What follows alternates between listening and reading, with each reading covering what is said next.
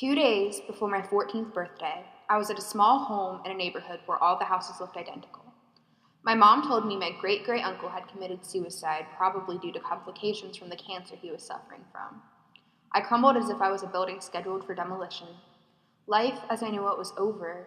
I cannot tell you how hard it was to pick myself up from the cool tile floor and drag myself to school. Telling my teachers why I'd be absent for the next few days triggered the dreaded "I'm sorry for your loss" speech. I could care less about how much they pretended to care about something they did not understand. Not only did I have to go to my dead uncle's showing and funeral, I also had to see my dad, whom I hadn't spoken to in 2 years.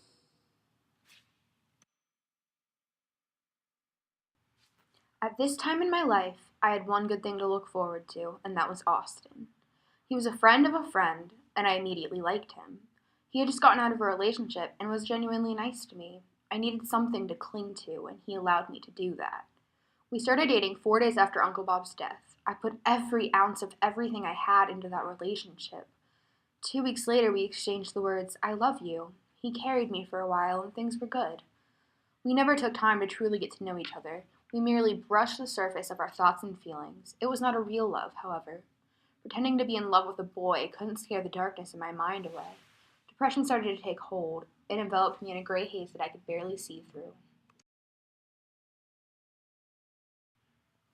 The days became a tired blur. I couldn't seem to find the motivation to enjoy things like I used to.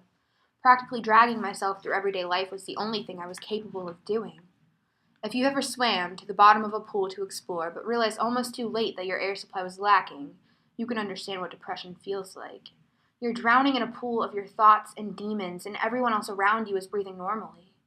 My life wasn't mine anymore. It is taken over by this grief, and I just watched it happen. I hid behind my fake smiles and good grades, and everyone just believed me.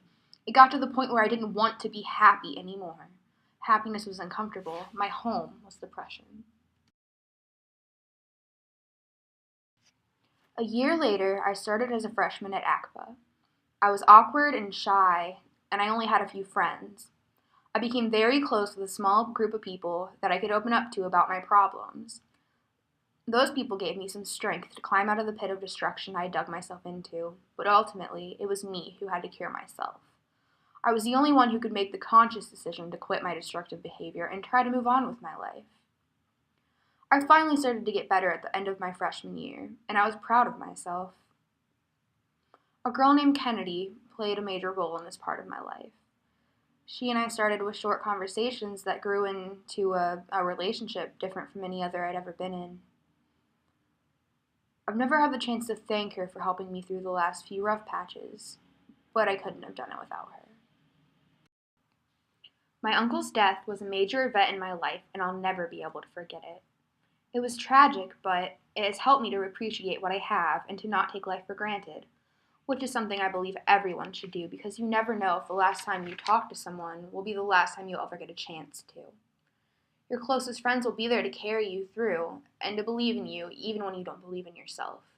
Appreciate who is in your life the whole time they're a part of it because everyone is there for a purpose, even if you don't see it that way.